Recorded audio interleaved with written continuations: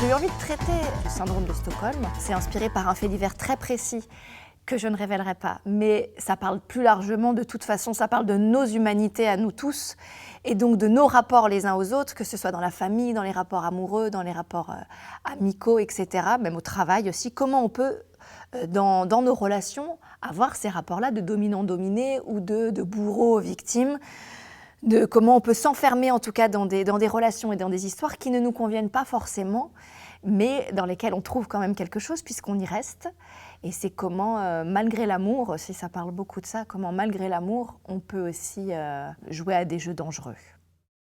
Je pense que c'est une forme d'amour malgré tout. Je pense que l'amour a 1000 formes et ce qu'on essaye de traiter avec cette pièce, comme un peu dans tout le boulot qu'on fait avec le Dionysiaque, c'est justement ces frontières-là entre le bien et le mal qui pour moi ne sont pas perméables. Ce n'est pas étanche, ça n'existe pas, le bien, le mal, c'est pas possible en fait. Les choses sont beaucoup plus intriquées que ça.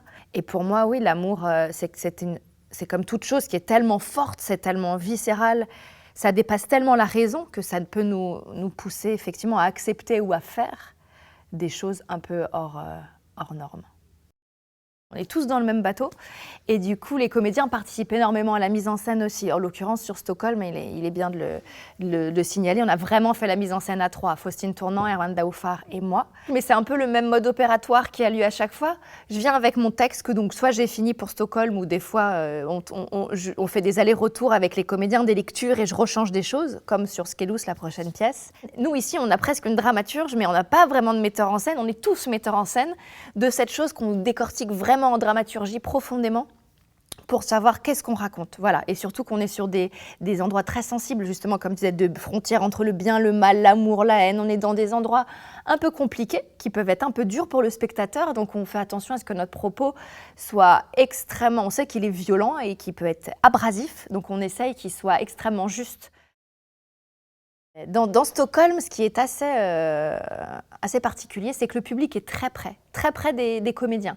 On crée comme une espèce d'arène, comme un ring de boxe un peu, et le public est en bifrontal, ça s'appelle en bifrontal, c'est-à-dire qu'il y a des spectateurs là et d'autres ici. Donc ils peuvent se voir les uns les autres, ils peuvent se voir en train de regarder la scène aussi, ce qui se passe sur scène. Et les comédiens sont à 1 mètre, 1,50 m, ils sont très près.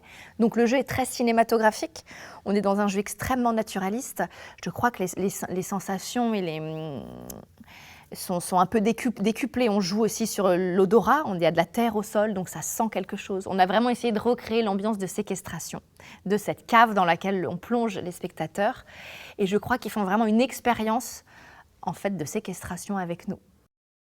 Ils vont aimer voir ce spectacle, ils vont aimer ça, ils vont vivre le syndrome de Stockholm avec le spectacle qui leur a fait vivre un moment assez terrible et pour autant ils vont en sortir, je crois, heureux. En tout cas, jusque-là, les spectateurs sont très heureux d'avoir vécu ça avec nous.